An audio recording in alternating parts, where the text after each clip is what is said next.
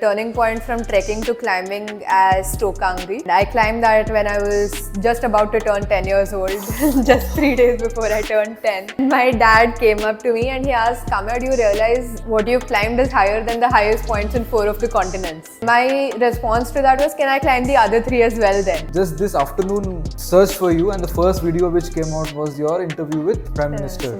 How was that experience like to speak to Modi? The guest today is an incredible human being who just at the age of 16 has summited 6 of the 7 summits, including at the age of 16 she became the youngest Indian female to climb Mount Everest, and as we speak she is gearing up for her 7th summit, which will be Mount Vincent in Antarctica. When she does this, she will become the youngest person in the world to summit all the 7 highest mountains on 7 continents. Will not take much of your time. Enjoy the conversation.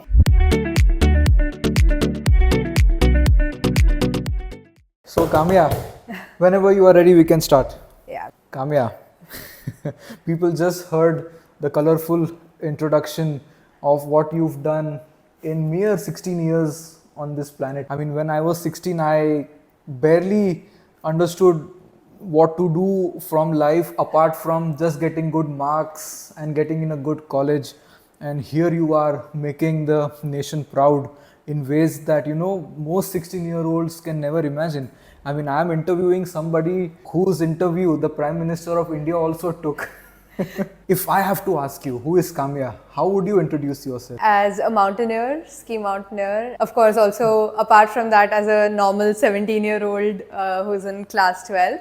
But thank you for that very amazing introduction. It's been wonderful. I think for me, it's never been about breaking records or necessarily climbing Everest. It's something that came along the way. So it's just really amazing to have that. So why climb mountains? Why do you climb mountains? I think for me it started out as just a way of spending time as a family, because my dad used to go on expeditions with the Navy and he used to be gone from home for about a month and a half or 2. And I was just 3 and a half that time, and I used to ask my mom, what is there in the mountains that calls him to go back again and again? My mom said we should go find out for ourselves and experience it ourselves. So then she took me on my first trek. And I think since then there has been absolutely no looking back. Where was the first trek? We went to Chandrashila Peak in Uttarakhand, and that was during my summer holidays right after first standard. So I think after that even I got hooked to trekking in general, and we started going on treks every summer holidays, and then it slowly progressed into bigger treks and winter treks, and then eventually to climbing.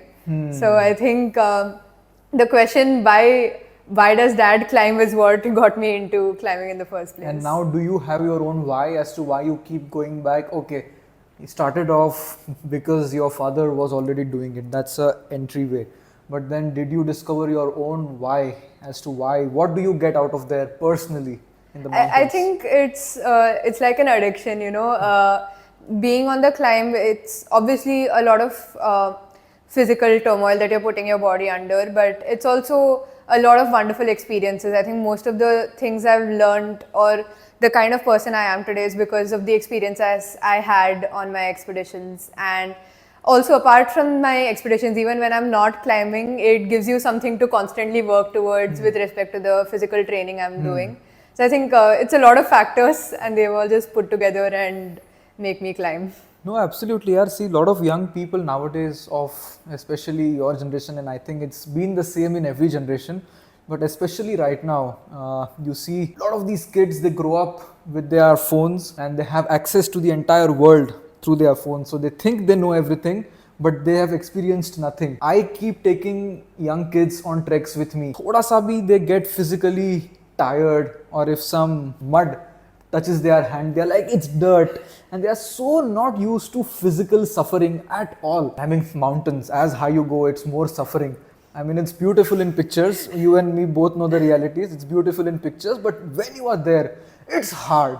Yeah. It's hard physically, it's hard mentally. Going through these hardships, physically and mentally, does that never bother you or stop you, or what do you learn out of those by pushing yourself physically and mentally? I think, of course, there are a lot of challenges, and I think that's one of the most important aspects of mountaineering, right? Even the challenges you prepare for, of course, physically, those are there. Even apart from that, there are a lot of challenges, especially for me as a young climber, that logistically we didn't prepare for, but we still had to face. They teach you, first of all, to be prepared a lot and to know about what you're doing before you get into it.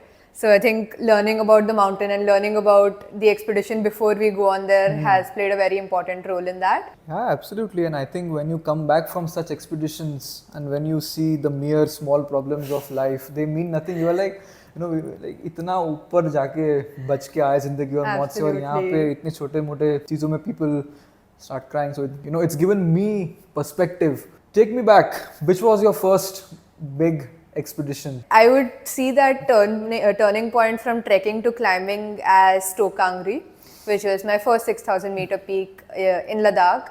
And I climbed that when I was just about to turn 10 years old, just 3 days before I turned 10. And I climbed it in August 2017. My dad had climbed the peak earlier in 2012 as well. And my mom and I had gone to drop him off at the road end, yes, at the village. I had asked him that time, when do you think I can climb this mountain? Wow. So and in 2012, how old were you? I was, I think, barely 4 or 5 years old. Yeah. And he had said, you can climb it when you're ready. So I think that was again a very important climb. So we trained a lot for it. And it's obviously a tough climb again on Kangri because you don't have any intermediate camps. You go directly from the base camp to the summit. Took us about 20 odd hours, but it was definitely a great start to mountaineering for me. As a 9-year-old, 10-year-old, weren't you wondering, like, do you remember that climb very well? Parts of it for sure that I've been talking about and what I've seen in pictures, but of course not as clearly as I remember my more recent climbs. I'm asking you because as a 10-year-old, I went for Karnala trek from our school and I was like, I am never climbing again. I'm just like genuinely fascinated by you because you are so young, and young people to go through so much hardship and still be able to push. I'm still not able to figure out how you do it. So do you remember the Kangri experience? How was it for you? Hard or at that age, 10 years old? It was definitely physically tiring. I think one thing that I remember very distinctly was before that, all the treks that I had done, we were majorly walking through green areas or with rocks, and then only the last day we'd see some amount of snow. But with Stoke, the entire summit climb is on snow, and I remember at some point during the night, I wanted to sit down and rest, and I couldn't find a rock anywhere, and that used to really freak me out. For a very long time, I had this huge stigma against getting up in the morning and walking. I still have some amount of problem with it, walking through the dark. Yeah. I remember I used to always ask my parents, when is the sun going to come up? When is the sun going to come up? And then the moment the sun comes up, then there's some extra amount of energy that comes out of nowhere and I'm able to climb. 100%. Yeah, that sunrise brings in a whole new Exactly, yeah. ray of hope and energy. We are solar power beings. Exactly, absolutely, yeah. In 2015, Kangri was my also first expedition, and coincidentally it was also your first expedition. Yeah. First expedition is always very special, especially when you reach the summit. So do you remember the instant when you reached the summit? Yeah, I think I was extremely excited, and even more so, my mom was also climbing. Initially, she was supposed to come only to the base camp to take care of me, and then my dad and I were supposed to go for the summit. But she came to the base camp and she said, I can see the summit, let me also try going up there. Oh. So then we all went and we were all able to summit together. And obviously very tired. Yeah. And I just remember we had a very good Sherpa, I can't recall his name now, but he was very experienced and he was very caring and he was congratulating and hugging me. So it was a very wholesome moment, I think. You are the second person who I've met who has climbed Everest at the age of 16. One is Arjun, who has coached me to become the mountaineer who I am today. And second is you. Can sense a similar madness in both of you at that age to be able to climb such mountains. And it always made me think, like, even he has a family which is a army background, and you have your father who is from the Indian Navy. Do you see somewhere that the way you were raised in that kind of a way has made you into the strong mindset? I think definitely having that Fauji background is definitely played a huge impact. If not for the Navy, my dad might not have started climbing and I might not have had that initial curiosity to start going out on treks. So I think that is the most important thing that got me climbing, and I definitely have a lot to thank this background for and the support for. And even in day-to-day life, was it a bit strict? You're growing up. I think definitely some aspects of it are. I think for Dad, I'm like a cadet of his that he gets to train for mountaineering. Interesting. But I think that kind of discipline that you see around you as a Fauji brat, the kind of environment that you grow up in, there's a lot of people who are into fitness very regularly and a lot of people who are into adventure. So when you grow up seeing that, I think that environment definitely helps you ease into that kind of passion. I met you when you were 12-year-old 12, yeah. in 2020, just before the lockdown. As I was saying to you before, when I looked at you like this evening, I was shocked how fast you've grown. I remembered you as a little Yeah. kid who was, you and your father and your mother were asking me questions about Everest and mountains and this Right. and that. I think you had already summited maybe 1 or 2 out of 7 summits. Yeah, so I something think like that, yeah. we had done Kilimanjaro, Elbrus and Kosciuszko. And I think we were just heading out for Aconcagua before lockdown. So Correct. Now you've done 6 out of the 7. 6 out of the 7. It's Vincent been a is long remaining. time. Yeah. And now that will also happen. Hopefully, fingers crossed. Yeah, 100% it will happen, yeah. You have reached very far. And so where did this idea of 7 Summit come in your head? Again, 7 Summits actually originated during the Stoke expedition. And after the summit, I reached base camp about an hour before my parents. And my dad was helping my mom come down. They were slightly behind me. And by the time they came, I'd already cleaned up and I was sitting in the dining tent solving Sudoku and eating Maggie. And my dad came up to me and he asked, Kaamya, do you realize what you've climbed is higher than the highest points in 4 of the continents? And my response to that was, can I climb the other 3 as well then? So that is how it started out. And then we had the opportunity to do Kili in October of the same year. And then Elbrus happened. So it's just been happening one after the other since then. How are those experiences for you on these mountains? Because they are now in a completely different countries and... Kilimanjaro was my first time, apart from Nepal, climbing outside India. Nepal is almost India. Nepal is almost India, and it was definitely a wonderful experience. Kili we did through the Marango route, and it was 4 days of completely different terrain, which was very fascinating to me, as a young kid who's in 5th, 6th standard at that point of time. So that was very fascinating to me to see the vegetation changing every day. And that was a great experience. And then Elbrus, of course, was equally as amazing. You climbed it from south or north? Elbrus, we did it from south. And I wanted to do a ski descent. And so we were trying to find ski touring boots so that we could climb wearing the same boots and then ski down after locking the heel. So there's a special mechanism in those boots, right?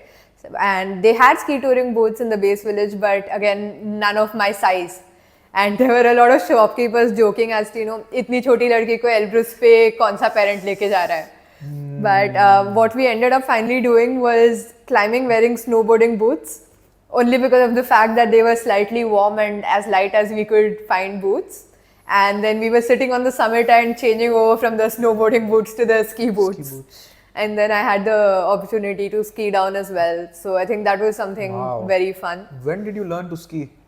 Skiing again is something I've been doing for a very long time now. We've been traveling to Gulmarg for almost the past 10 years or so every year in January. And I did my basic course from IISM some 9 years back. And every year we travel to either ski or in recent years more for training in ski touring and pulling sledges. Because again in Denali, the North American peak, we had to pull our own sledges because there are no porters on the mountain.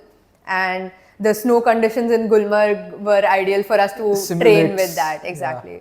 So we used to practice that, and I think through that I got to participate in Khelo India Winter Games this year in ski mountaineering. And I got to win 2 medals and get selected through that for the Asian Winter Games that are happening in China next year in February. क्या बात So है? we're training for that as well now. Oh. I think Gulmarg has been a very lucky place for us. It's taught us a lot. Just this afternoon searched for you, and the first video which came out was your interview with Prime Minister. Modi. How was that experience like to speak to Modi? You and your whole was- family were there. Yeah, I saw. it was absolutely amazing. We were again in Gulmarg training for Baramulla ski mein the na touring. aap? Yeah.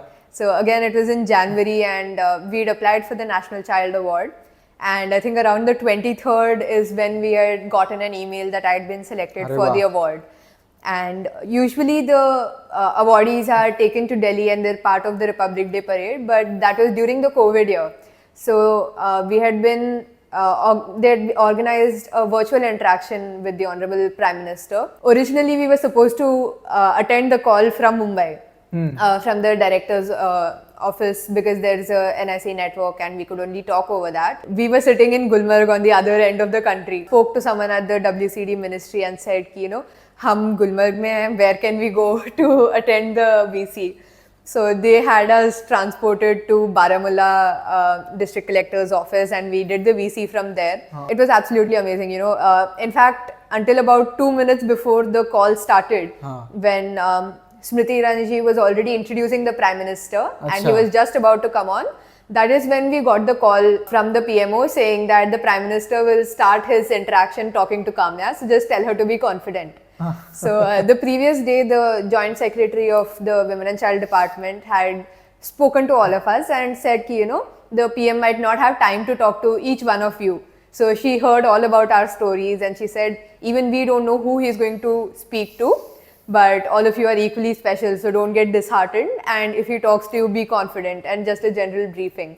So we were very surprised when they said that he'll be starting his interaction with me, and it was absolutely amazing, the way he guided the conversation. He already knew that we were not in Mumbai and we were training in Gulmarg. One of my biggest takeaways was he told all the awardees that आप सब अभी यहाँ से बाहर जाओगे तो media आपको बहुत attention देगी. There will be a lot of people congratulating you. But if you treat this as your success, then you won't be able to do anything more from here on.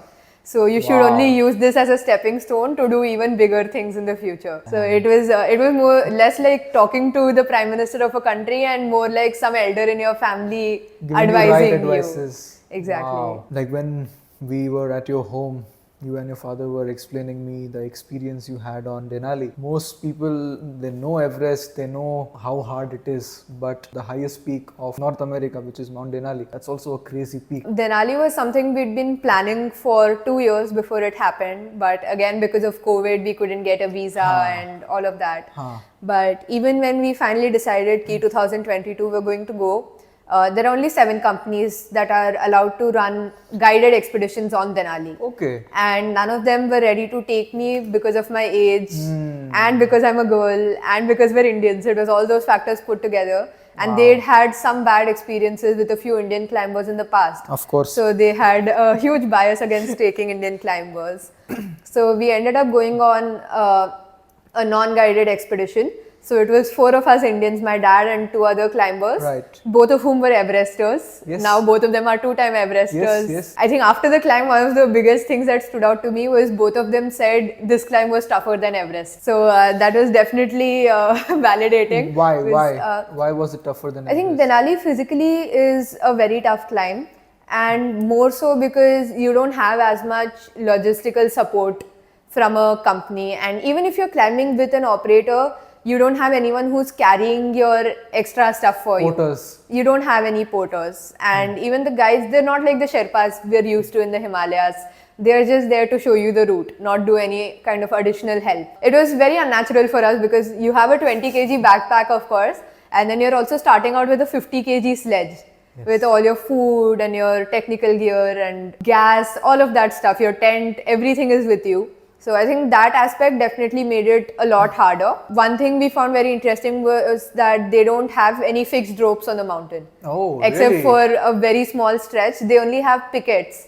So they've put crews and put up carabiners along the route, and we had to carry. They'd put up the carabiners, and we had to carry our own rope and keep passing it through as we went. Oh. So that was something new for us technically as well. Yeah. So a lot of factors, and then again because it's so close to the Arctic Circle, the days are very long. Our nights were barely 2 or 3 hours at maximum. So you can see the sun going around in the sky. It's never really setting.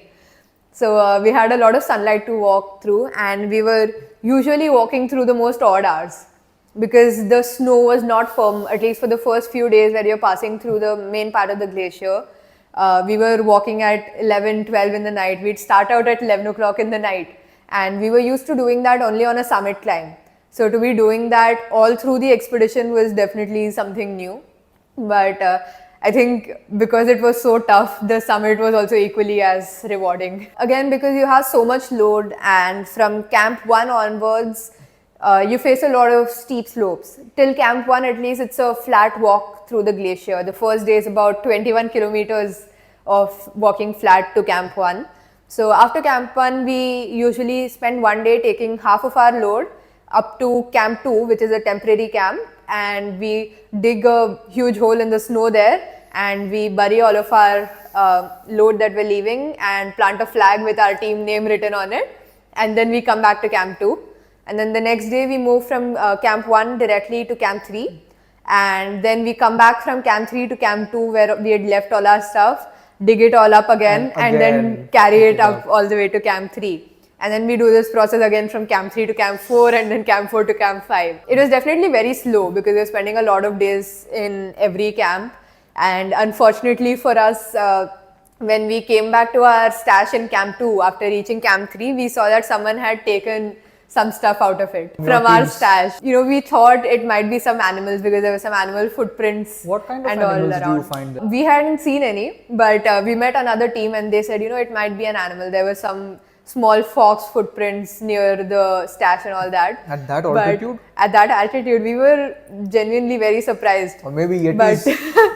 But when we got our stash back up and we were going through it, we saw that the only thing missing were Pringles and chocolate bars. Yeah, not animals. So not the animals, just probably some hungry climbers on their way down from the summit push. Which has been so far the hardest climb that you have done? I think it's probably a tie between Denali and Everest. Obviously with different challenges. Denali, like I said, was physically very demanding for me. But Everest, again, you're spending 2 months climbing from the south face. You're spending 2 months on the mountain. Of course, you have connectivity to the outside world, but it's very limited because firstly, because the Wi-Fi is way too expensive for us to waste even a tiny bit of it.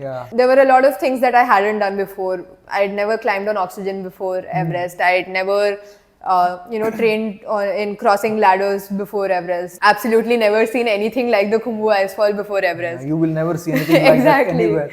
I will come to Everest and we will dive a bit deep into that. But before that, there's this one expedition you went on. I think it was last October or September to a very infamous peak in Indian Himalayas called Mount Trishul. And just the winter prior to that, I had been at the same peak, just 3 of us, no guides, no porters, 30-35 kg bags, and just like the गांव वाले भी वो लोग बोल रहे थे कि हम भी कभी winter में first camp तक भी नहीं गए हैं. तो they were like, most probably we are not seeing them again, they are gone. तो गए वो लोग. And you went to that same expedition, and there was a big tragedy that happened there. We got the news that it was an Indian Navy expedition. I knew 2 people from that expedition. One was you, of course. One was Lieutenant Yogesh Tiwari ji. We were very scared. That was the time when I connected with your mother also. To see so many of the people that you've climbed with suddenly not anymore with you. Take us through that. Not a robotic answer for the podcast, but dil se. How was that expedition for you and how it changed you to see this incident? I think it was definitely a very big change in my perspective towards mountaineering in general. That was supposed to be my first big expedition, my first 7,000 meter. All the climbers that we lost on the mountain, they were, you know, like prodigies of my dad's. He had picked them into mountaineering and gotten them into climbing. Oh no. And even when, you know, I was 5-6, just starting out going on small treks, they used to be training for all these big expeditions that they were doing, like Nunkun, all these climbs they were training, and I would just, go along with them when they were doing a small trek or things like that. So they were definitely very, very close to us. I was very excited to be climbing along with them on that kind of a mountain. They were also like role models to me. We were climbing on a different schedule than the Navy team. We were about 4 days behind them. 3 of the officers whom we lost, they were trying to set a FKT record, the fastest known time. We had gone from Camp 1 to Camp 2 that day, and we were supposed to rest the next day. Started that evening to go on the summit. Around 8:30 in the evening, they came to Camp 2 just to get some food. There was a part of the Navy team who was also at Camp 2 to help them out, give them some food, some water and stuff like that. So I remember that time Dad had said ki go get a picture with them, they're trying to do something epic. I went out, I have a picture with them from that night as well. They started climbing up, and there was another part of the Navy team which was climbing to the summit from summit camp that day. These 3 climbers who were doing the FKT, they overtook the summit team along with Shashank Tiwari Bhaiya, and they were climbing ahead of the entire group with one Sherpa. And we were in our tent, we were resting, and around 5:30 in the morning there was the avalanche. And we were just lying in our tent. Where half was awake. this avalanche? Which section was this? Do you know?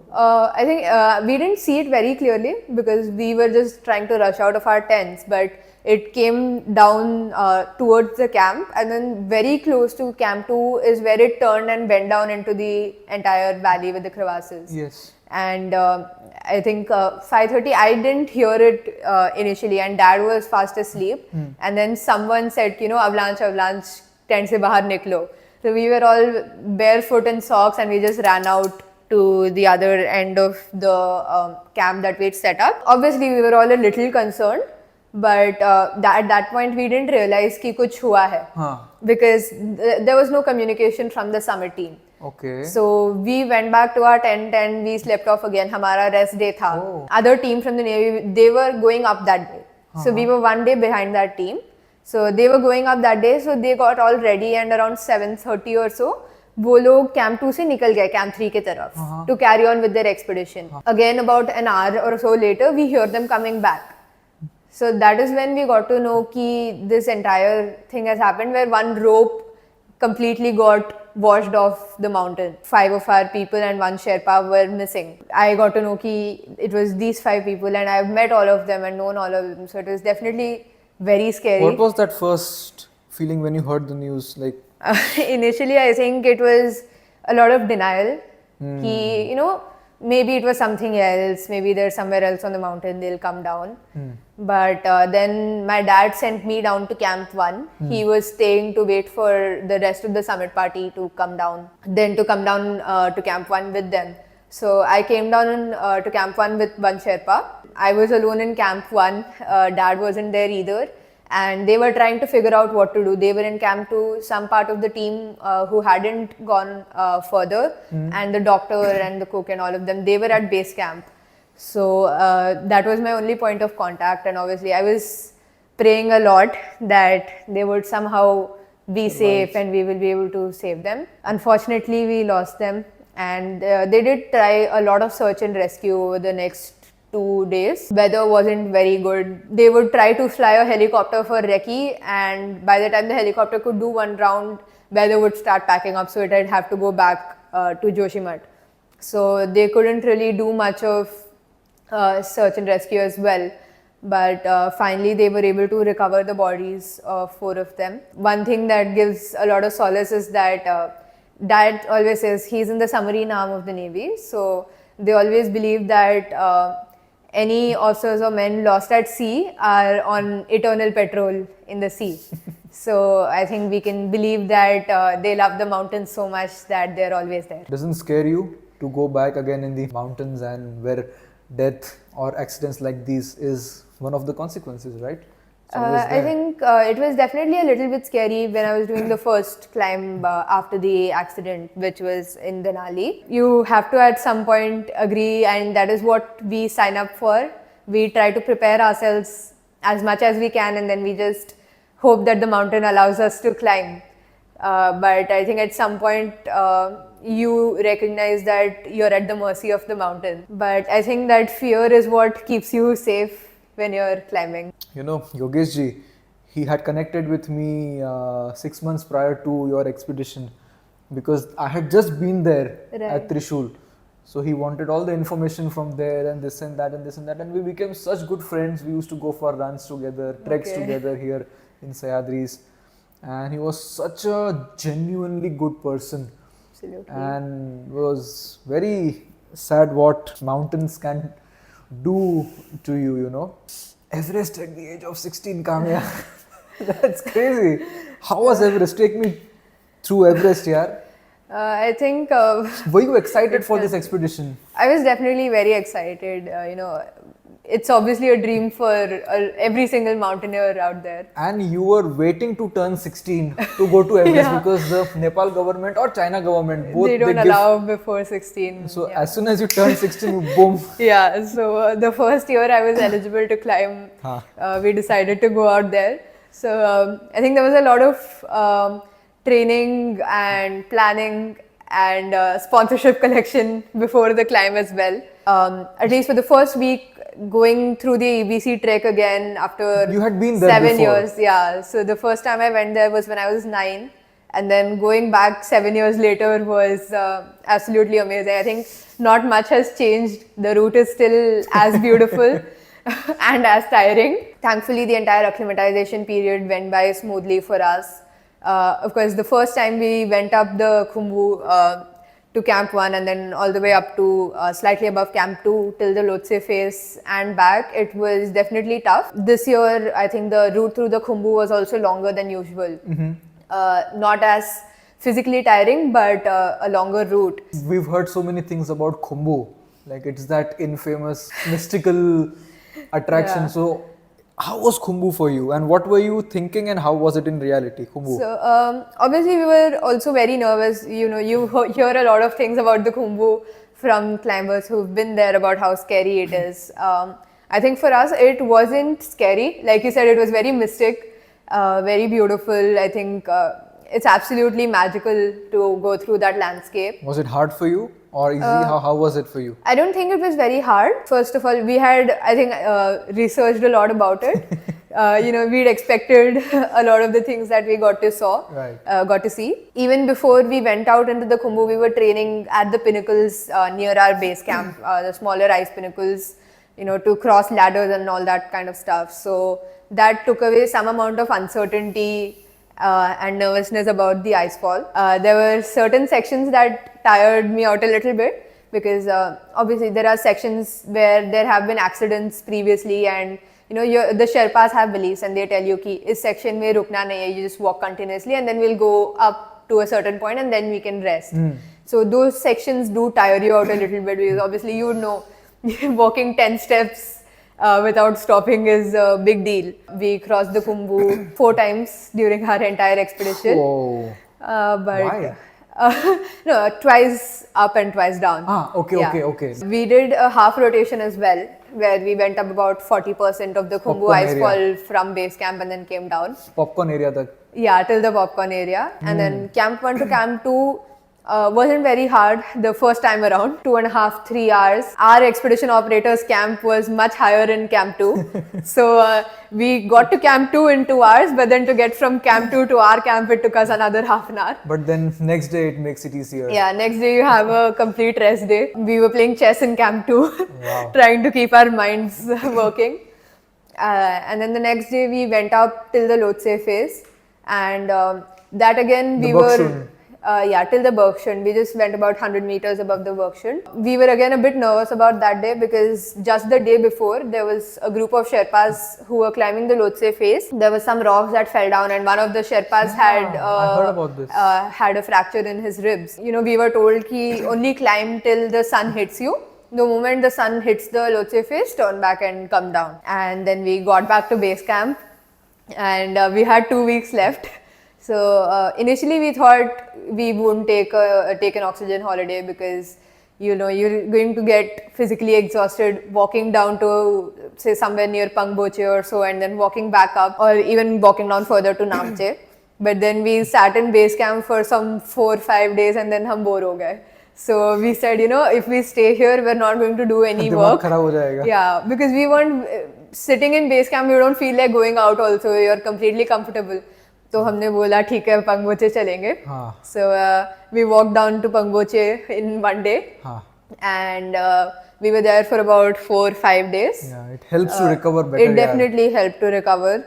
And we had a bit of a side agenda also because you know, to pass time in base camp we were watching movies and stuff. So हमने download कर रखे थे. But those downloads get deleted automatically in 1 month. Yeah. So we went back to Pangboche, got some of the free Wi-Fi and then downloaded everything again. I had to give my SATs immediately after I got back. Pangboche में बैठ के we were practicing for all of that and studying also. So yeah. बाप रे. So in fact हम expedition खत्म करके 31st May को वापस आए and 1st June को मेरा exam था. बाप रे. So it was a bit of a close call. It all went well. Pangboche से again we went up to base camp. Then we got assigned individual Sherpas. My Sherpa लापता था, उनके बिना my expedition would not have happened as simply and as easily as it did for me. Which company you went through? We went through Asian Trekking. Asian Trekking. Yeah. We were initially searching for companies. That is when my part sponsorship from Tata Steel Adventure Foundation came through. And we did a climb with them in September as well. And you know, they tested out how I was as a climber, and then they agreed to sponsor part of my climb for Everest. Nice. And they always send their climbers through Asian Trekking. It turned out to be a great blessing for us. I think it was a wonderful experience. Yeah, and they are very good friends of mine, Kaju Dai and Dawa Steven. Yes. Very I think Kaju bhaiya to whatever we needed.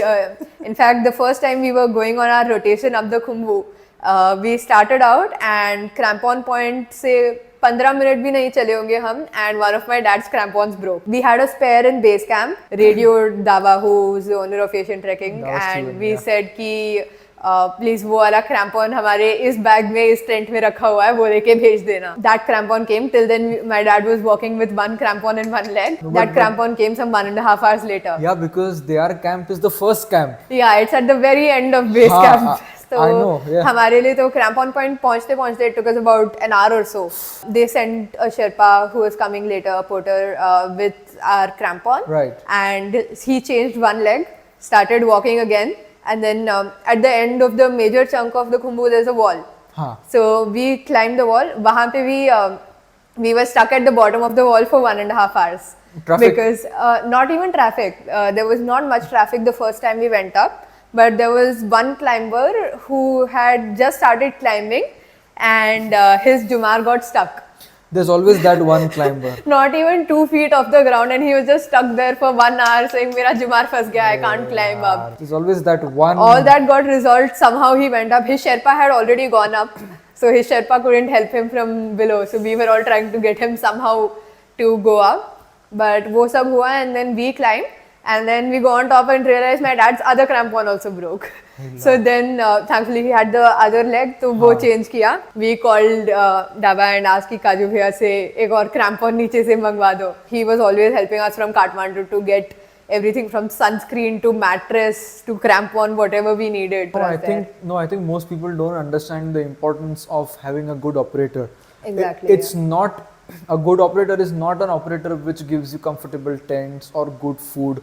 अगर अच्छा खाना है तो तुम शहर में ही रहो, तुम पहाड़ चढ़ने मत जाओ. But when things go wrong, absolutely. Then what they do? Even how with fast? our summit climb, I'll talk about it a bit. But you know, without the kind of decisions that they made for us out there, it would not have been possible to summit. Yes. We finished everything up. We started out on summit push, and then summit push again. हमें first time Khumbu से traffic मिलने लगा. It was a huge change, and that was the first taste we'd ever had of that kind of traffic on the mountain. So that was what tensed us majorly, because उससे पहले हमने इतना traffic देखा नहीं था. So we didn't really know what people meant when they said Everest पे traffic है and it impacts climbers so much. Right. And we were already going from base camp to camp 2 in one push, because summit push था. We weren't staying at camp 1. Acclimatize हो गए थे. Exactly. And the first time it had taken us 10 hours to reach camp 1 and 2.5 hours or so to reach camp 2. But this day ये traffic हुआ. Despite that, we were acclimatized. So we reached camp 1 in about 8 hours. We rested for some 10-15 minutes barely, वहीं पे bag डाल के उस पे बैठ के. And then Took us another 3.5 hours to walk to Camp 2 because then again the weather started packing up a little bit and all of that. And I think the next day was pretty exciting because first time that you're using oxygen on an actual climb rather than just the little bit of training that we did at base camp, right? Yeah. I don't know, Camp 2 ke baad something happened to me. I started climbing extremely fast. I don't know what hit me. I was able to reach Camp 3 in about 3.5, 4 hours. Ooh. And I was extremely surprised because the first time when we were doing the acclimatization, to reach the base of the Bergstone had taken me about 3 hours. So you were on oxygen this time? We were on oxygen this time. And I was extremely surprised. Yeah, that helps your oxygen. Oxygen made a huge difference. It makes us feel like we are at 3,500, Yeah, 4,000 meters. yeah, That's the reality that we are experiencing within this. Yeah. Camp 3 again, till Camp 2, we had one more female climber in our team. So the two of us were staying together, and then Camp 3 again, it's 3 people in a tent. So dad also came in. So this was Camp 3, I think was the first time that he was sharing a tent with me in the entire expedition. He only got 2 days of that, Camp 3 and Camp 4. Camp 3 again, we had some problem because that night on 2 different occasions, my oxygen cylinder regulator broke. We had to ask, our Sherpa's tents were thoda bahut niche. So bar hum raat ko chila ke, we had to call our Sherpa Sardar and he had to come and fix it. And uske baad I don't think my dad slept for the rest of the expedition because he was constantly checking ki iska oxygen chal raha hai ki nahi. And then Camp 3 to Camp 4 I think was by far the toughest day of the expedition. Even when we started out, hawa bahut chal rahi thi and snow was blowing left, right and center like crazy. I was barely able to see my Sherpa. 1-2 meter mere se dur chal rahe the wo at all time. That was a very, very bad day. 2 members from our team turned back and came down. And out of the 250 odd people who were climbing Camp 3 to Camp 4 that day, at least 200 would have turned back to Camp 3. Really? Yeah. So we had a very good window there because there were only 50 odd people who were at Camp 4 trying to summit on the same day as us. My Sherpa had a huge role because hum traffic mein to fas gaye the, but wherever he saw that there was a little bit of place where we could, go ahead somewhere, वो main fixed rope से हम दोनों का safety निकालते थे. He would just anchor me to himself and he was a huge, very strong, bulky guy. So he knew कि ये छोटी सी है, ये कहीं पे गिरेगी तो भी मैं पकड़ लूँगा. उसको समझ में भी नहीं आएगा. And usually what we had been told was our cut-off timing for Camp 3 to Camp 4 was 8 hours. So we knew कि आज का weather बहुत खराब था. So uske liye our cut-off timing also got extended again. Summit climb people leave usually around 6 to 9:30, 10 o'clock depending on however fast they are. So हमारे team का approximately we were supposed to leave around 9:30. But 9:30 जब आया, it was way too windy. We were not getting out of our tents. And then we said, okay, we'll wait for 10:30, 11:30. We ended up waiting till 1:30 in the morning. तब तक the winds had not died down at all. After that we thought कि इसके बाद तो नहीं जा पाएंगे because even if we leave after this, the odds that everyone makes the 12 o'clock turnaround time का cutoff is very low. And even if we make it, it's going to be a very close call. So we slept off. We said कि आज तो नहीं होगा. 2 climbers, like I said, had gone back from Camp 3, so we had their oxygen. So we said, maybe we'll try to go tomorrow. But then 3:30 in the morning, our Sherpa started waking everyone up कि हम अभी summit के लिए निकल रहे हैं. And we were very surprised because our Sherpa Sardar, he had climbed 15 times. And he said after the expedition, obviously not on the summit climb, but he said कि इन 15 times में मैंने इतना late summit climb कभी शुरू किया ही नहीं है. So we were having a lot of second thoughts. But my dad spoke on the radio with Dava. He was at base camp. And he asked, will you allow us to go tomorrow? Can we go tomorrow? And Dava said no, because first of all, if you wait for tomorrow, those 200 people who are coming from Camp 3 will also be there. So your chances of summit are going to get much lesser. Right. And number 2, I've spoken to our meteorologists and they've said कि आज का weather काफी clear रहेगा. I'm ready to push your turnaround time to 3 p.m. ठीक है, अभी जाना ही पड़ेगा. There is no other option. कल तो है ही नहीं. That we have. There is no tomorrow. 4:30 बजे निकले. It was a clear day. Once we started out on the main elevated climb, then my Sherpa again started pulling us out of the line and climbing on the side, going and clipping back onto the rope. Right. So I think about 1.5 hours into the climb, we had overtaken the main line. And the main line was also only some 40 odd people. Out of those 40 odd people, 20 people were from Asian Trekking. Because there were 10 from our team and 10 from another Chinese team that the company had. Okay. So we started climbing, we reached balcony. And by that point, we were already about 40 minutes ahead of the rest of our team. Okay. Wahan se again we started climbing. About 15 minutes after we changed one cylinder at balcony. 15 minutes after that, I wanted to drink some water. मैं अपने down suit के अंदर वाले pocket में जो छोटे bottles रखे थे, I wanted to take out the bottle. But what had happened was the oxygen mask का जो पानी drip हो रहा था, that had frozen on my zipper. Classic So problem. I couldn't open it. So I took off my mitten to try and break the ice, and I was giving it to my Sherpa. तो मेरे देने और उनके लेने के बीच में there was wind and my mitten blew off, and I was scared. We had water. I kept my hand. He said, "Chalo," and he seemed pretty confident. So I said, "Okay, let's try this out." We were in a bit of a narrow area, and there was a bit of a clearing थोड़ा आगे जाके. So I just put my hand in my armpit to just keep it warm down suit के अंदर, and I started walking behind him.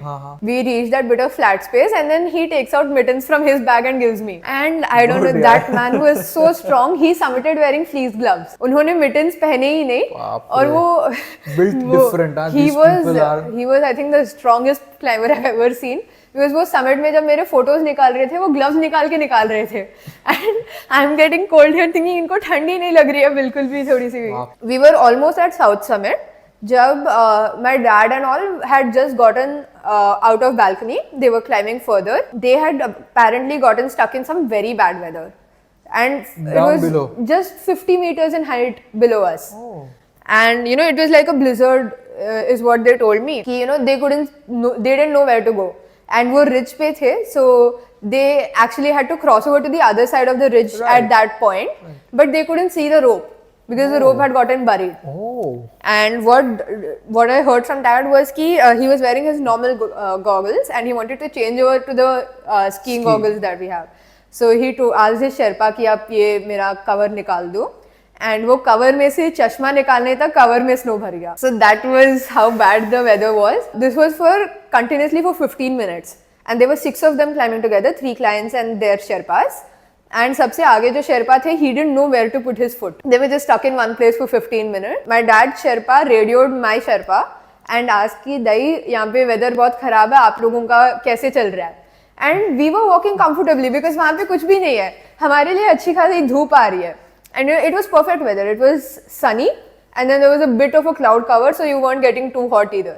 So my Sherpa just in Nepali, but you get the essence of it when you're listening. He just went कि कौन सा bad weather? यहाँ पे तो सब ठीक चल रहा है. कौन से पहाड़ पे चले गए आप? And we continued climbing. Actually, when we came to South Summit, I had already had this idea for a little bit. I asked my dai to let me speak on the radio with Dava, and I said कि I just have this idea. मैं जब summit पे पहुंचूंगी, you have Wi-Fi. Can you call my mom and you know, can I speak to her through the radio? So he said, I'll be more than happy to do it. We started climbing again from South Summit, and actually when we reached the summit finally, of course you've seen the photos and stuff. So mentally I knew what the summit was supposed to look like. And I hadn't expected it to come. So I saw the summit, मेरे को flag वगैरह दिखा, and I asked कि दाई summit आ गया क्या? This was at around 12:30 in the afternoon. And हम 4:30 बजे निकले थे. 8 घंटे ही हुए हैं, इतने जल्दी तो summit नहीं होने वाला है. You know, he said, हाँ हो गया summit, आ गया.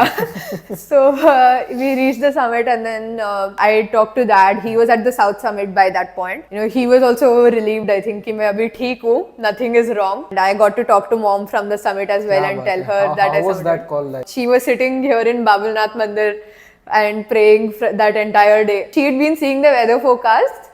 And she was praying कि हम सुबह निकले होंगे. She didn't even know if we had left on the summit push or not. After I had asked Dava कि can you patch me through to my mom at South Summit, that time he had called her and said कि she's climbing fine and she wants to talk to you from the summit, so I'll call you once she reaches. Then we started coming back and we reached the top of Hillary Step. No, so what was that conversation? क्या बातें हो रही थी? How was mother's reaction? I said, hi mama, I have reached the summit. And she was very happy. You know, she was saying, I'm very proud of you and very happy. And obviously, she was also still a bit scared. So she was saying, get back down safely and stay safe. and tell Dadu that I'm proud of him also. And वापस आते आते we reached the top of Hillary step. And that is where I met the other 6 members of my team who were coming. So हम Hillary step के ऊपर थे and we were waiting for them to come up because obviously there's only one rope and they still had a long way to go. So my Sherpa said कि यहाँ पे 2 minute रुक जाओ, let them all pass. The American climber who was there, I remember I didn't know that they had this whole bad weather scenario before then. When he came up to me, like he said, stay safe when you're going back. That was terrible. It was extremely bad. I was confused because I didn't know what he was talking about at that point. मेरे को बाद में नीचे आने के बाद पता चला कि इनके साथ ऐसा हुआ था, that they had this kind of bad weather. And somehow for me, walking down was much more tiring than going up. Because somehow climbing up, I had not gotten tired at all. Coming down, my body just got extremely tired. Yeah. And initially what we had agreed upon was कि हम 4:30 बजे निकलेंगे. So we will summit and we'll come back and stay at Camp 4. We won't go back to Camp 2 as planned. I came back to Camp 4 and I was very tired. This was around 4:30 in the afternoon. We reached the tent. Lakhpat ने बोला कि हाँ अभी 2 घंटे rest कर लो, थोड़ा खा लो P low, फिर हम वापस Camp 2 चलेंगे. And yeah, and I was almost going to cry. मैं बोला कि आपने बोला कि हम समिट करेंगे यहीं पे रुकेंगे, अब मेरे को भी वापस Camp 2 चला रहे हो. So I rested. I said कि अभी क्या ही करें, नीचे जाना है तो नीचे जाना है. Had some electrolytes and gel and all of that stuff. Where was your father at this point? Dad had already summited. He summited at around I think 2:15. He came back at 6:30. Just as I was leaving. मतलब मैं tent when he came, मैं literally tent के बाहर खड़ी थी, all ready क्रैम्पॉन वगैरह पहन के, हेलमेट सब कुछ पहन के, and I was just saying कि ये मेरे को वापस नीचे ले जा रहे हैं. They told me I would rest here, but ये मेरे को वापस लेके जा रहे हैं. You know, when I was, a similar thing happened after my summit push when we came down to Camp 3. Terribly tired, like khatam. And I had gotten snow blindness in my left eye because ski goggles मेरे camp में छोड़ गया था मैं. And वो normal वाले जुल्बो वाले glasses थे मेरे पास, वो अंदर से पूरा freeze हो गया था. तो ऊपर रख के anyways I somehow reached Camp 3. That was like कि मैं यहाँ पे सोऊंगा रात को आज. Camp 3 पहुँचने के बाद वो मेरा शेरपा मुझे sleeping bag में घुसते हुए देखता है, वो बोलता है हीरो कि किधर. बोल रहा मैं जा रहा हूँ सोने. तो बोल रहा है अरे we have to go down to Camp 2. यार जो शॉक लगा मुझे साले इतना मारूंगा तेरे को. मैं बोला मैं नहीं जाऊंगा. बोलते आप जाओ, I will start tomorrow early and meet you. वो बोलता है पार्थ देख, I will go tomorrow, I will send somebody to collect your body. बोल रहा हूँ भाई ऐसी बात क्यों कर रहा है. बोलता ऑक्सीजन तू जो ब्रीथ कर रहा है ना वही बचा है, वही है और कुछ नहीं है. बोलता कल लास्ट तेरी उठाना है, आई विल सेंड समबडी. बोलता है भाई रुक एक minute. And then we went down. It's very hard यार. I mean most people can never understand what that level of exhaustion actually means. Absolutely. जब खत्म हो गया होता है पूरा. Somehow I started back 6:30. मैं बहुत धीरे धीरे चल रही थी and all the other climbers they had gotten back. So what happened was Camp 4 से अब जब Camp 3 आ रहे हो, when you're closer to Camp 3, the terrain becomes थोड़ा बहुत repetitive. First of all, that entire walk till Camp 3 was very scary for me because ऊपर जाते time मैंने ये रूट देखा ही नहीं था because the weather was so bad I really couldn't see anything. So when we were coming down, especially coming down the yellow band during the night with your crampons on and everything, it was definitely hard and already you're exhausted. And we finished most of the technical section and then as you're approaching Camp 3, it's like a small slope and then thoda bahut flat and then again like a bump, small slope, wapas flat, and this goes on some 9-10 times.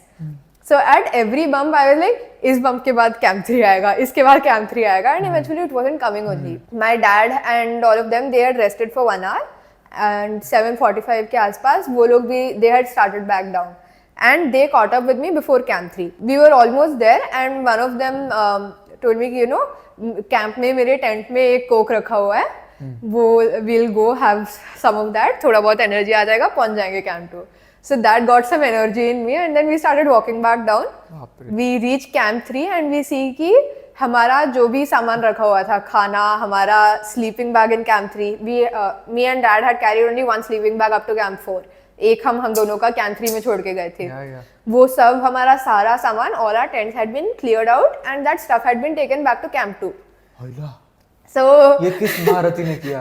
No, हमारे sherpas ने. तो उन्होंने कुछ बात नहीं की थी, आपस में कम्युनिकेट नहीं हुआ? हमारे शेरपास को बताया था So आपको they नहीं knew. बताया था हाँ, उन्होंने। हमें नहीं पता था. We hadn't expected it. तो ये हुआ and they had just thought कि ये लोग already tired होंगे, रात को आ रहे होंगे. They won't be able to get all their stuff back. So they went up from camp to जो extra Sherpas थे. They went and वो एक बोरी में सबका सामान डाल के नीचे लेके चले बाप गए. रे। तो वो जो एक कोक का लालच था वो कोक भी नीचे चला गया. मतलब coke, most people might not understand what a savior it has been Absolutely. in the mountains. Yeah. P के full energy. Yeah. So हम कैसे तो after that again Lotse face rope भी बहुत tight था, so I couldn't even use a descender.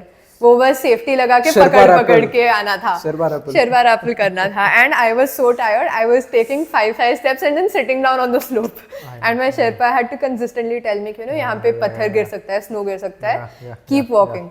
तो कैसे तो I continued walking. We reached back Camp 2 at 1:30 in the morning the next day. So that whole day was 21 hours plus. Next day we were again very tired. So we decided to rest in Camp 2 for a day. Camp 2 पे तो काफी सुख सुविधाएं भी है. पूरा dining तो dining tent भी मिल जाता है. So we were very comfortable staying in Camp 2. We started out the next morning early around 5:30 we left and उस दिन आफ्टरनून को हम वापस पहुंचे base camp. I think there was just this one thing because मैं हर expedition में जब जाती हूँ till before Everest every expedition I have climbed has usually been higher than the previous climb. So every time I would reach my maximum height, I'd say कि इसके बाद every step is my highest. Yeah. So after this, I don't think there is an opportunity to ever say that unless Everest itself grows. But yeah, it was absolutely amazing. So you know, a lot of people ask like even my classmates and friends and stuff, you know, अभी Everest कर लिया तो और कुछ है ही नहीं. But there is so much more to climb, so many more technical peaks and beautiful mountains to climb. Now you must be like a big star amongst your friends. How has that been like? Coming back after Everest, how has life changed? Because it's the highest peak and you are the youngest girl from India to climb Everest from Nepal. That's a huge and anyways कोई record होना वो 16 साल की उम्र में Everest चढ़ना आज से 100 साल बाद भी ये चीज़ बड़ी ही होगी है ना. So how was that reception like after coming back?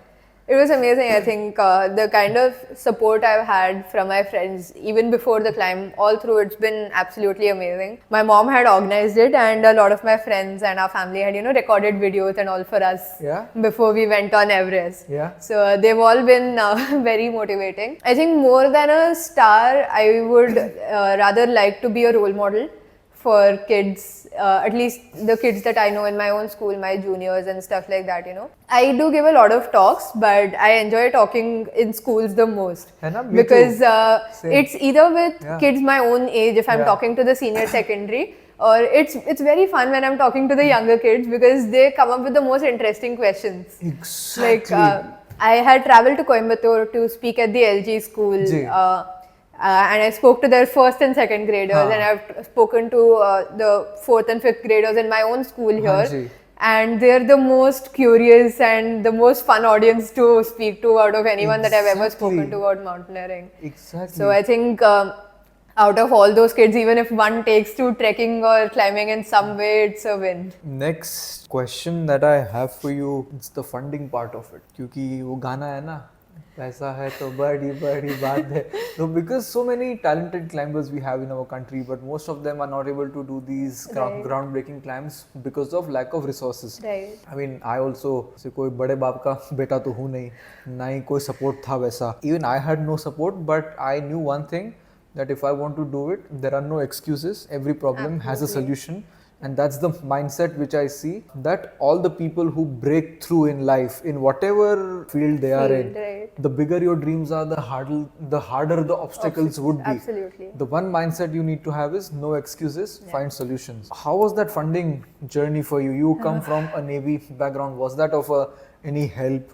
And you've climbed many peaks. And for example, to go to North America, Aconcagua, and Everest, of course. So, paisa kahan se aaya? So, for the longest time, my parents were paying incomplete for our expeditions. I think up until Aconcagua. Even there, we got a little help from family and stuff like that.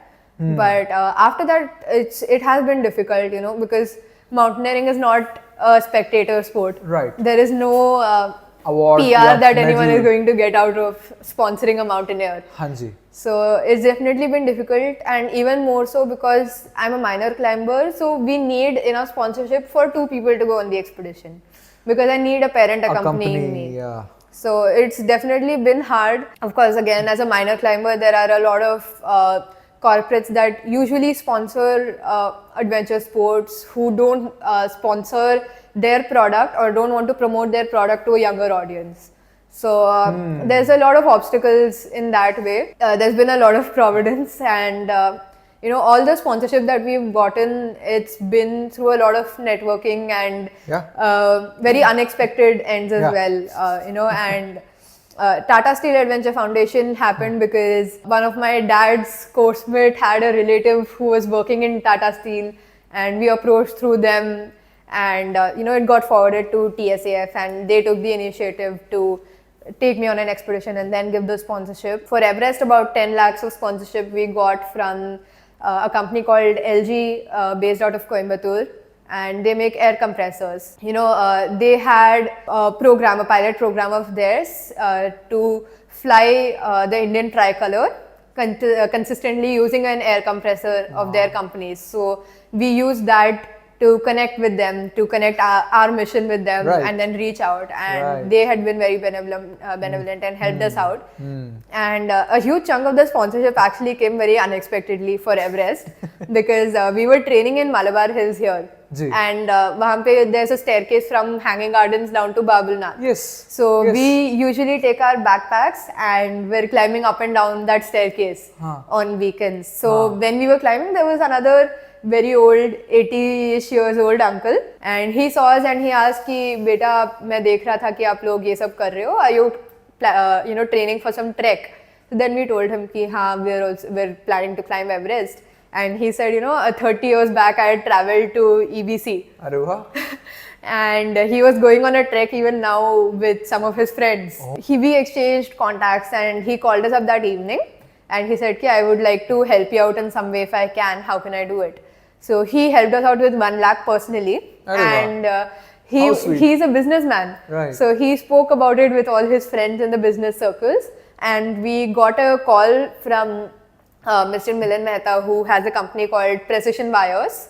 And he said, I heard about your mission from I would like to help you out, I really like what you're doing, so can we meet sometime? So then this happened 4 or 5 days before we left to go to Kathmandu. We went and met him.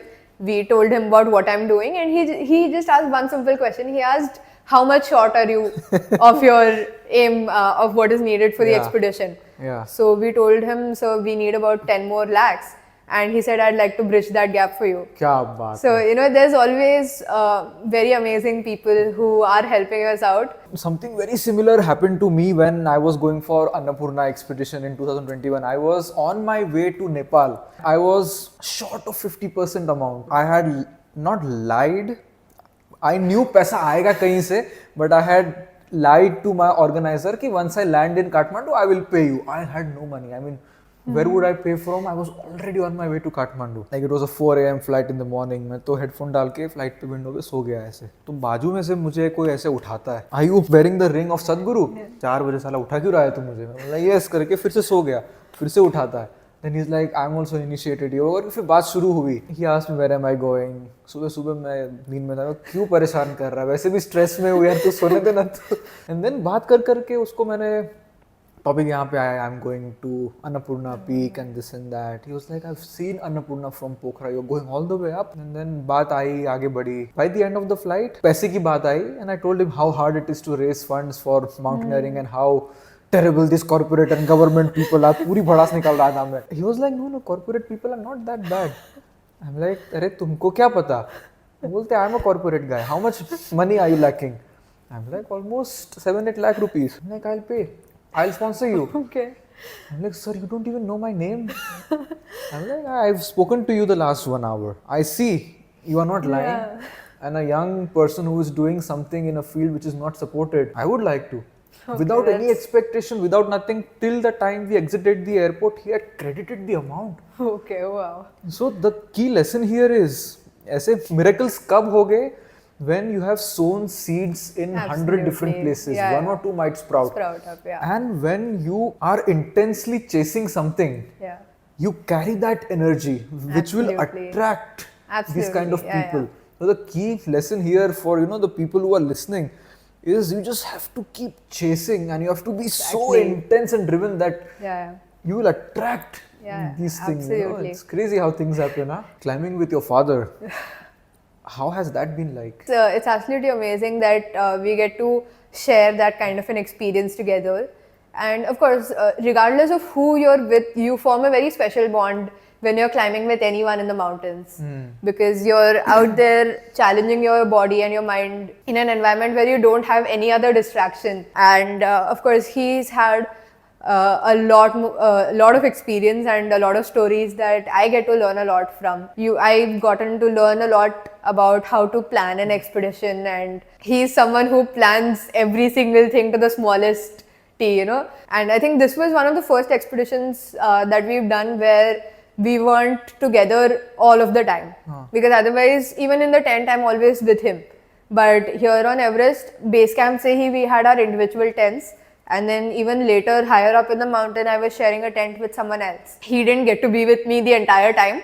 So that was a bit different for both of us.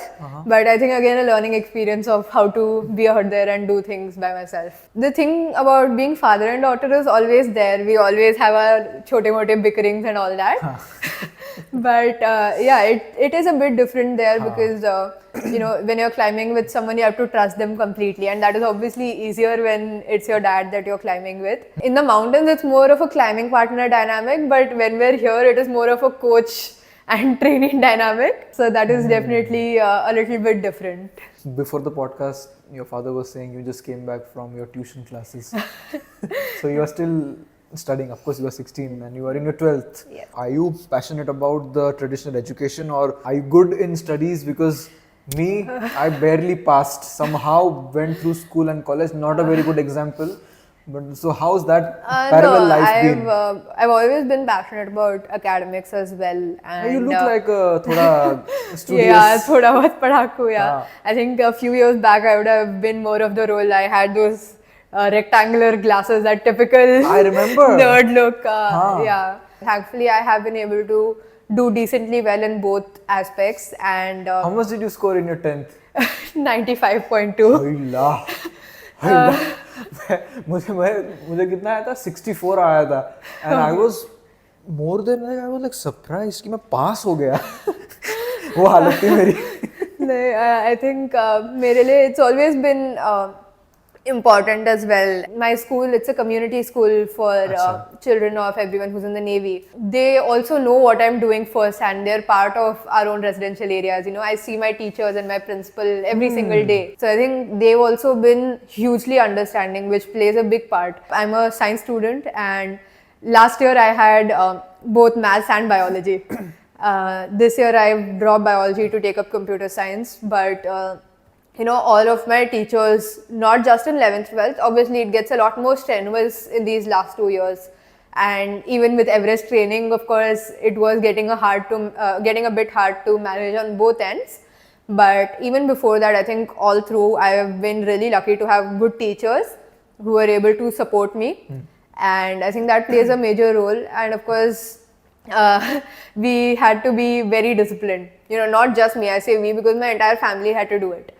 So we used to make a timetable with exact half an hour time slots dedicated for every single thing. In fact, for me, it wasn't just mountaineering and academics either. Right from when I was a kid, dad was into adventure and sports. So he exposed me to that end. And mom was involved with culture.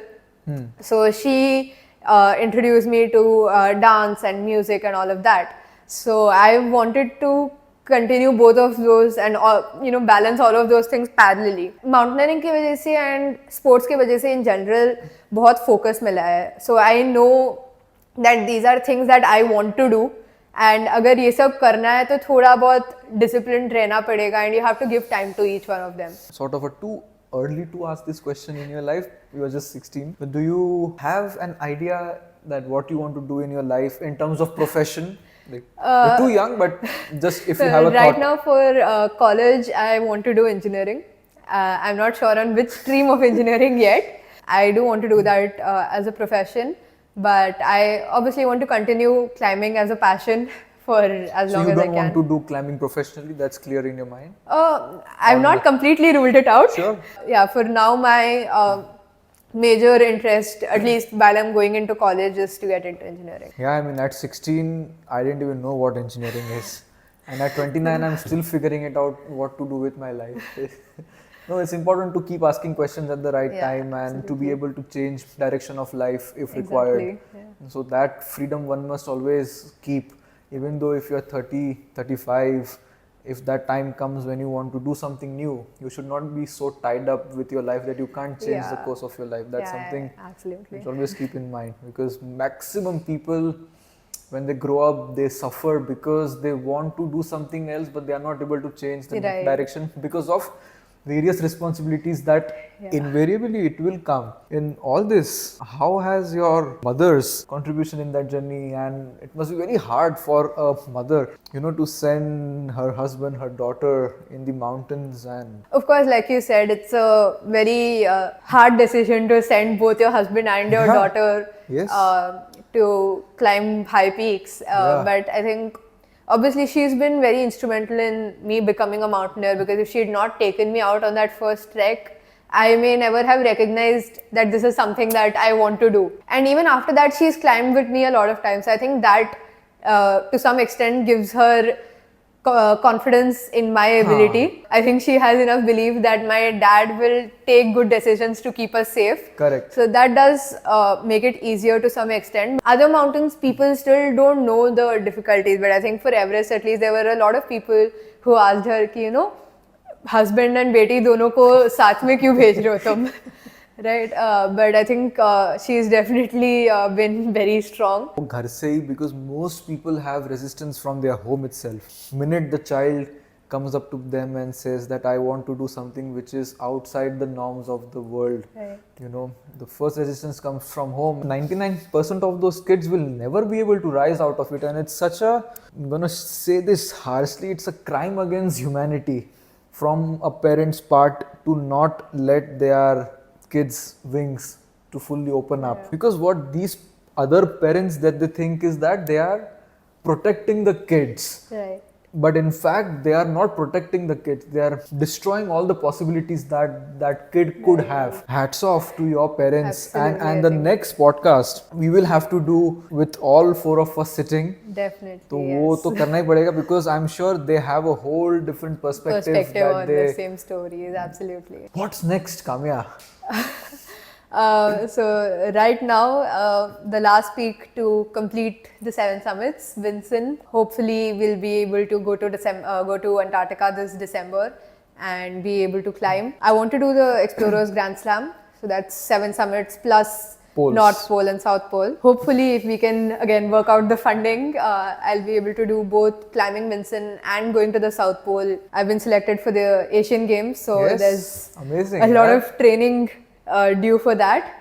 So hopefully some amount of training this winter as soon as the snow starts falling. Of course, that is just to complete the 7 summits. Hopefully we'll be able to travel to the North Pole in June next year. That will complete the Explorers Grand Slam. If we do it next year, I will be the youngest to ever complete it. The youngest Kya right baat now is a 21-year-old woman from Japan. Huge gap. Right. You'll be 17 next year. I will be Yeah. 17 in June if Amazing. I complete it. Would you ever But, go back to Mount Trishul? Hopefully, yes. Yeah? Yeah, that would be a wonderful experience, and I think a wonderful way to pay a tribute to the climbers whom we lost. To a lot of young people who are watching this, most of my audience are people who are aspiring to climb mountains and they are stuck somewhere because of various hurdles that comes. Anything you want to tell them? Something that I've learned before we went on the climb on Mount Everest, we met Captain MS Kohli. Yes. Who is the team leader of the first successful Indian Everest expedition. He told me कि जब आप कोई expedition पे हो और आप पूरी तरह थक गए हो, आपको लगता है आप आगे जा ही नहीं सकते. You just need to look down and put one foot in front of the other and you'll eventually reach your summit.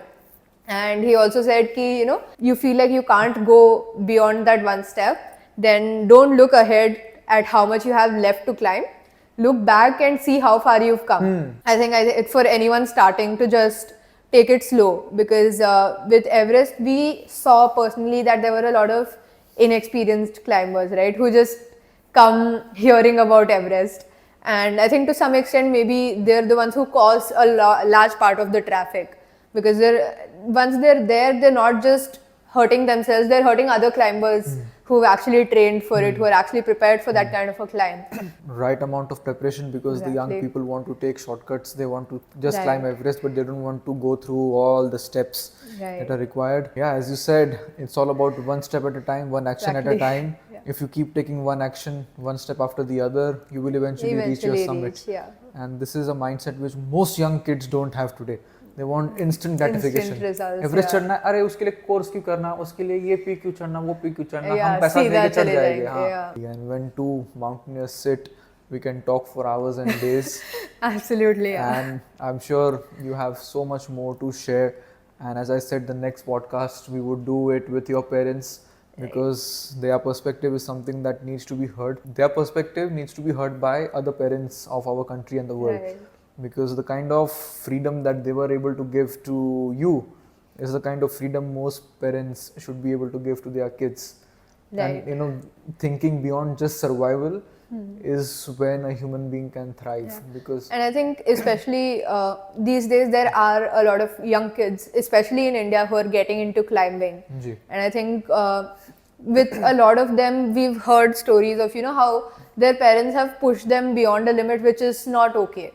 To an extent where they put a summit higher on a priority list than the child actually being happy on the climb. So I think such parents whose kids are interested in climbing or who are already in climbing, they need to also hear. And I think I think be like a successful experiment that my parents have done. It's worked out. It's something that's been a passion of mine, and I was able to do it safely and do it the right way. And I think talking about how they were able to do that is very important. No, absolutely. And what 16-year-old kid you would see who talks so eloquently and who is so wise? I think that again I owe it to my upbringing and my school hugely. I've been involved with a lot of public speaking that definitely gives a lot of exposure. Of course, and of course the kind of experiences that you've gained. Exactly. Right? Because what you are talking is not just the skills, of course that helps, but it's the lessons that you've learned which are coming out in such, you talk like a 40-year-old wise woman, and that's a beautiful thing. And I mean, exposing yourself to mountains or any element of nature, go scuba diving, go mountains, it will teach you more than what the books in the schools or what the bhashan of your parents are teaching you. Just expose yourself, become uncomfortable, and then you will learn things about yourself which no books or guru or God or parents in the world can ever teach you. Anything else you want to address before we close up on this conversation? I don't think anything else. I mean, you do a lot of interviews, but I've done a lot of interviews, but when you're speaking to another mountaineer, it's definitely a lot more different, the kind of questions that you face. And I've done that, of course, with you and with one of the podcasts I did with Tata Steel Adventure Foundation. And when you speak to a mountaineer, you do see that difference in their entire approach to how they speak. So that has definitely been amazing. And I hope you had a good time talking. Thank you so much, and I wish you all the best. Thank you. And Thank you so much. And very soon after your Antarctica expedition, we will sit together meet again, and talk about that expedition. I hope all of you had a good time listening to this. देखो कुछ सीखो, उठो, काम करो कुछ, है ना? चलो, जय Hind. Okay. Alright. Kaamya, thank you. Thank you so much. You're cold? Yeah, my hands get cold very quick. Yeah? Yeah, dad's body type. Yeah?